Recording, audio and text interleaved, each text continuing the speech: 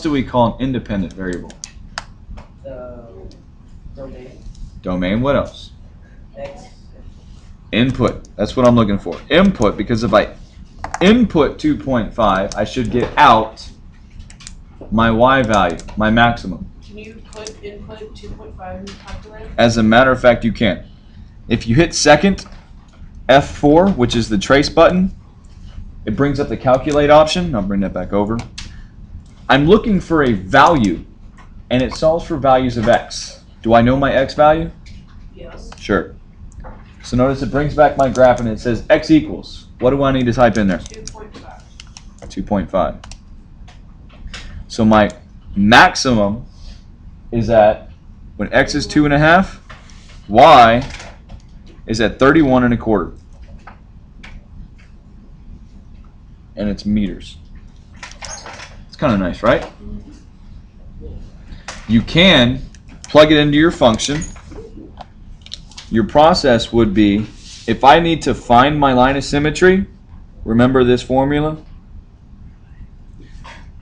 X equals negative b over 2a gives me my x value of my line of symmetry. This gives me the equation for my line of symmetry. Okay? I know that if I find that value, let's see, negative 25 over 2 times negative 5 gives me 25 over 10, which simplifies to 2.5. I can, now that I know my line of symmetry, I can take my vertex, just like we did, plug in 2.5 into the function, and solve it for y. You can do that with the calculator as well. However, I want to make sure, understand your process here. I'm looking for my d, 25 times 2.5 minus 5 times 2.5 squared. You can do that in the calculator, but until you get used to using multiple parentheses to solve long equations all at once, it takes practice. I want you to chunk it. What would you have to do first in order of operations? Exponent. 2.5 squared gives me 6.25. What's next? Parentheses. Well, I got rid of the parentheses by squaring the 2.5. Now what operations? I got multiplying, subtraction, multiplying. I've got to multiply. Negative 5 times 6.25. So this side of my difference is negative 31.25. 25 times 2.5 is 62.5. And now I can subtract. And I get 31.25. So my D is 31.25. Is that the same thing we got with the calculator? Yeah. This is going to take us some time.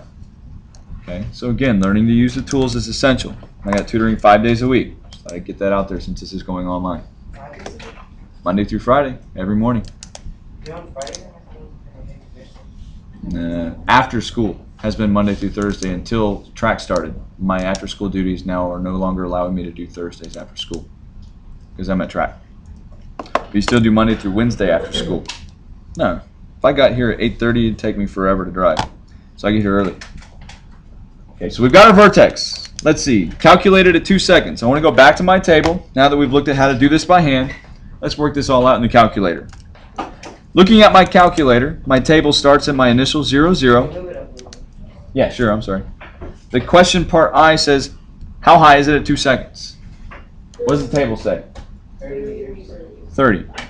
Okay, at 2 seconds, I have the ordered pair 230. Okay, well I can see in my diagram this dotted line here represents 20 meters.